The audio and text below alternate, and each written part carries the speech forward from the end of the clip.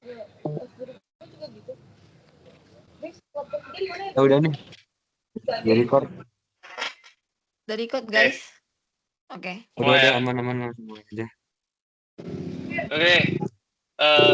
Assalamualaikum warahmatullahi wabarakatuh. Selamat malam. Halo teman-teman semuanya.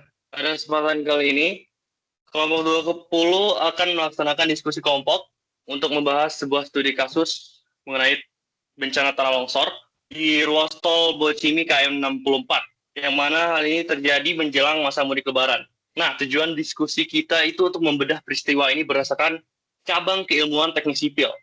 Kita akan merumuskan strategi komunikasi publik seperti apa. Kemudian kita juga akan menentukan rekayasa lalu lintas yang tepat. Baik, langsung saja kita masuk ke pertanyaan pertama. Topik ini sebenarnya masuk ke dalam isu teknik sipil di cabang mana seperti itu, dan alasannya apa? Silakan, Shefa dan Rasya. Oke, gue dulu deh. Kalau dari gue sendiri, sebelumnya terima kasih Syadef.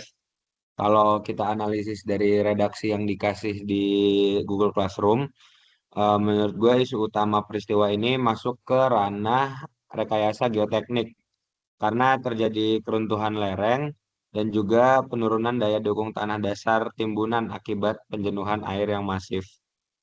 Nah, tanah di bawah badan jalan juga mengalami kehilangan kuat geser, jadinya badan jalan amblas dan membentuk jurangan longsor.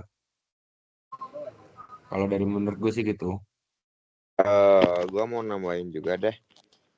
Terus sebenarnya betul yang disampaikan sama Seva. Terus gue juga mau nambahin kalau misal menurut gue peristiwa ini juga itu kayak nggak lepas dari cabang yang ini, teknik sumber daya air yang TSDA.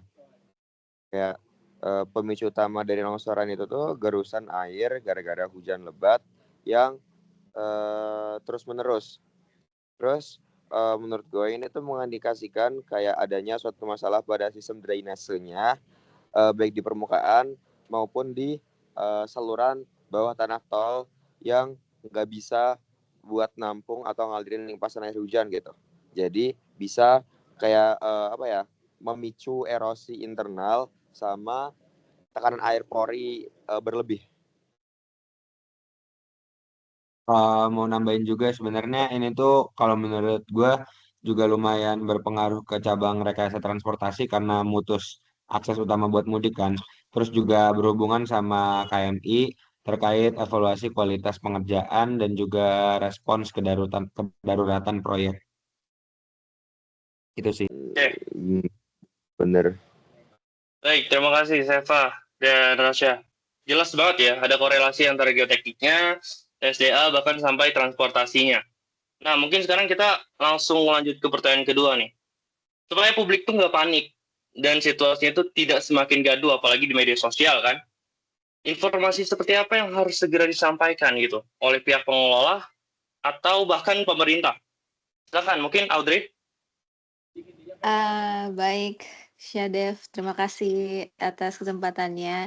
Jadi menurut gue tuh poin kuncinya itu adalah transparansi, kecepatan, dan kepastian informasi. Jadi yang pertama itu harus konfirmasi lokasi dan kondisi korban dulu. Harus diumumkan dulu titik pasti kejadian KM 64-nya, memastikan korban luka telah dievakuasi dan ditangani medis, serta menegaskan penutupan jalur demi keselamatan penggunaan jalan. Terus yang kedua itu arahan rute alternatif resminya harus jelas gitu. Harus diberikan panduan rute yang alternatif jelas melalui media massa, VMS, Variable Message Signs di jalan tol, dan aplikasi navigasi digital. Misalnya, mengarahkannya ke kendaraan keluar melalui gerbang tol Cigombong menuju jalan nasional. Nah terus, yang ketiga itu ada penjelasan langkah penanganan darurat. Jadi, harus dijelaskan secara ringkas bahwa tim ahli geoteknik dan Kementerian PUPR sedang atau bisa memasang perkuatan darurat seperti sheet pile atau bronjong. Jadi nanti edukasi teknis ini penting agar tidak muncul narasi liar yang menuduh pemerintah abai terhadap standar kualitas. Iya, benar banget. Tadi langkah komunikasi ya, itu krusial banget biar masyarakat tuh juga ngerasa aman dan terarah gitu. Nah, untuk bagian lonjakan ribuan kendaraan, apalagi di masa mudik gitu ya, itu seperti apa? Yang paling efektif? Mungkin Boleh, Pradipta. Oke, untuk menghadapi masa mudik lebaran, mungkin ada 3 langkah rekayasa lalu lintas yang harus dan bisa diterapkan. Jadi langkah yang pertama itu pengalihan arus bertahap atau traffic diverting, dan dia itu menutup akses masuk tol arah Sukabumi di gerbang terdekat sebelum titik longsor dan membagi arus kendaraan ke jalan arteri Bogor Sukabumi. Langkah selanjutnya, langkah kedua, yakni manajemen jalur arteri. Jadi dengan bekerjasama dengan kepolisian untuk menerapkan sistem satu arah atau yang disebut one way situasional pada jam puncak mudik di jalan nasional, serta memberikan hambatan samping seperti pasir tumpah dan parkir liar agar kapasitas jalan arterinya bisa maksimal. Lalu langkah yang terakhir, langkah yang ketiga, skema jalur fungsional darurat. Jadi jika penanganan darurat yakni dengan pemasangan steel sheet pile selesai tepat waktu dan dinyatakan aman oleh tim uji kelaikan, jalur tol di sisi yang tidak terdampak bisa dibuka secara terbatas atau fungsional satu lajur bergantian khusus kendaraan kecil atau golongan 1. Nah, dengan pembatasan kecepatan yang ketat. Oke, baik.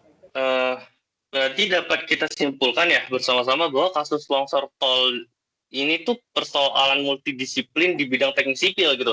Karena ada perpaduan geoteknik tadi, terus sistem drainasenya juga, lalu juga berdampak langsung pada keandalan transportasinya gitu ya.